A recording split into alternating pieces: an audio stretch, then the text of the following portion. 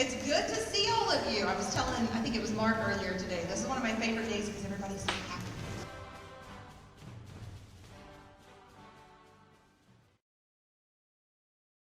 Maybe a little more real-world application in the classes, which I know every single class I've taken here at Westwood has a real-world application, and sometimes you just don't, like the students just don't see it. So I would just do it in class, and everybody would say, no, it's not going to help you anything, not going to amount to anything, you just sit there and draw.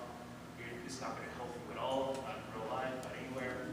And then I go to Conway High School, and I see that I could draw like companies like the F1 or like just Unity. It feels good because like before I just felt like my drawings were just. And so, for example, Clarence already wanted to be an artist, but he wasn't an artist. I went in there wanting to make games, to be a programmer, so I became a programmer. Our friend Leon, he wanted to be a project manager and a storyboard writer, so he became a storyboard writer. You really have a chance to just kind of throw yourself at whatever program you want and just kind of grow.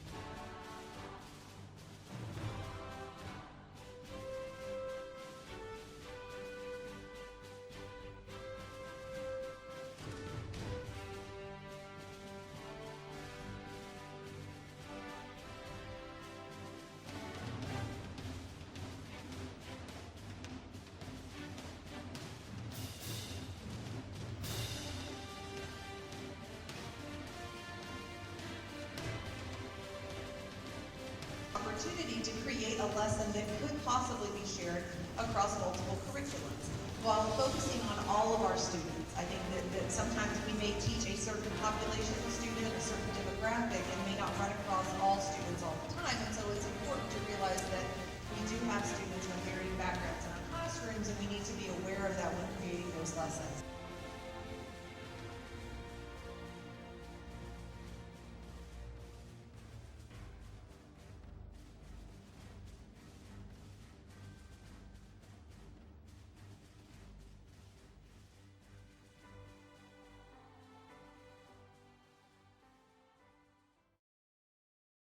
I'm thinking like perfect world, like if all the students had a computer.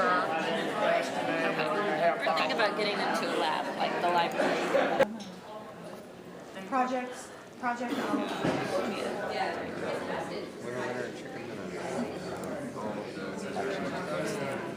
Alright, so the first one I see is Spanish speaking swimming festival. And on your sheet of paper for your meal plan, so your appetizer, you grab your appetizer card, and on the back of it, you'll write the name of the team whose presentation or idea you thought best fit the rubric. Pick whichever.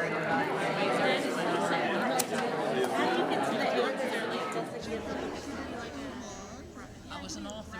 So the author could be like a series, develop a social media, something to help you. Yeah. could be an editorial. Yeah. Okay. The tag. Yeah. Maybe that would be the tag. Oh, yeah, that's good. Yeah. It's something that could be even a homework type thing for extra credit. Yeah. There's the tag. Yeah. Question out the door you would ask on a lesson. Well, if the lesson is about how to use the tool. Okay, so just note that the winners of each meal plan, okay, will come up here, present, and you have 3 minutes or less for your presentation.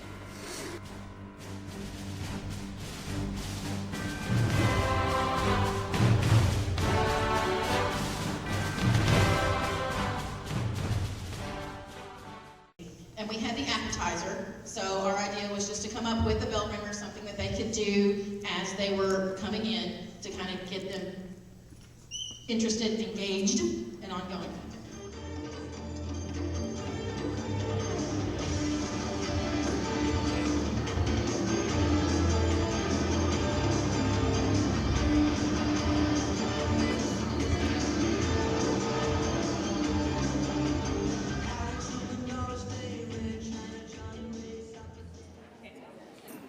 So our activity is called Digital Manipulatives. We have dessert, so this would